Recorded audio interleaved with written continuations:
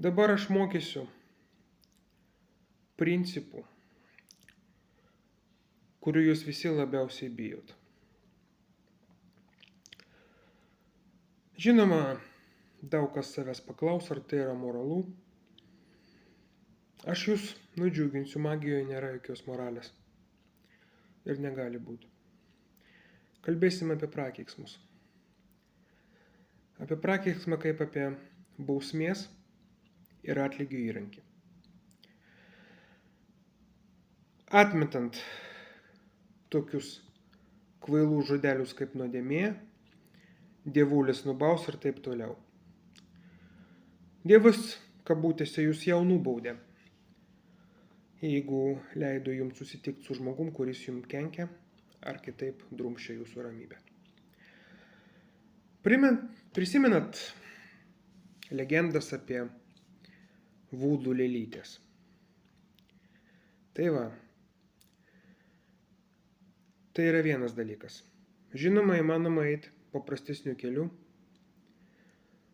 kokią nors būtybę, rusiškai sušnest, kas nori suprasti tiksliau, apie ką aš kalbu, pririšti prie žmogaus. Tai yra paprasčiau negu paprasta. Nuneši žmogaus foto į kapus ir viskas priklauso nuo kapų ir nuotraukų kiekio, minutės, kada tai yra padaryta ir taip toliau. Be galo daug faktorių, be galo daug. Vūdų lėlytės dažnai buvo pildomos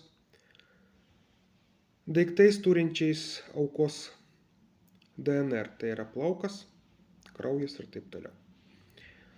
Šiais laikais viskas yra pažengę ir pati magija yra kitokia iš savęs.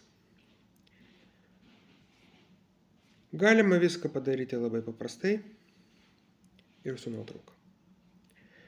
Tačiau kas čia yra varomoji jėga? Yra 3 pagrindinės varomos jėgos, kurios gali padėti atlikti prakeiksmą patiems. Pirmas dalykas tai neapykanta. Antras dalykas tai būti visiškai tikriems, kad tai, kas jūs darote, yra teisinga. Ir trečias dalykas tai laiko ir erdvės atitikmuo. Žinoma, jūs galite dirbti ir kvantinėme lygmenį, tačiau tam būtinas toks dalykas kaip mokėjimas išeiti iš savo kūno, astralinė kelionių patirtis ir taip toliau. Tai sugeba toli gražu ne kiekvienas ir aš pats mokinausiu tuo apie 5 metus. Tai yra labai sudėtinga. Bet kai tu gauni tos įgūdžius, viskas yra paprasta. Todėl prakeikti asmenį yra kelių minučių darbas. Dabar apie atgalinį smūgį. Bendram stereotipe toks dalykas neegzistuoja. Tačiau, kai jūs kažką prakeikėt, išsiskiria labai didelis pliūpsnis jūsų energijos, kurią reikia papildyti. Kai jūs esate be energijos, jums atsiranda kitos problemos. Gali sutrikti sveikatą, gali viskas būti taip ir toliau. Todėl dauguma žmonių nedaro to patys, sukreipiasi į specialistus, nes mes žinome, kaip tai padaryti be vargo jums ir su maksimalia nauda sau ir jums taipogi.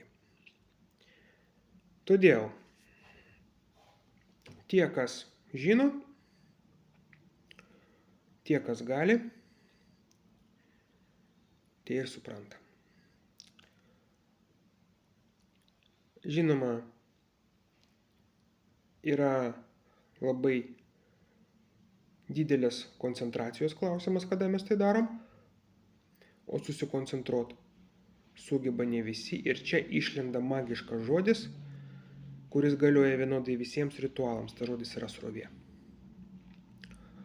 Jeigu jūs sugebat patekti srovę, jūs sugebat padaryti viską. O patekimas į srovę yra ilgų praktikų darbas. Ilgo praktikavimo. Tai va tiek. Kam įdomu, dėkit patiktukus. Sėkmės jums.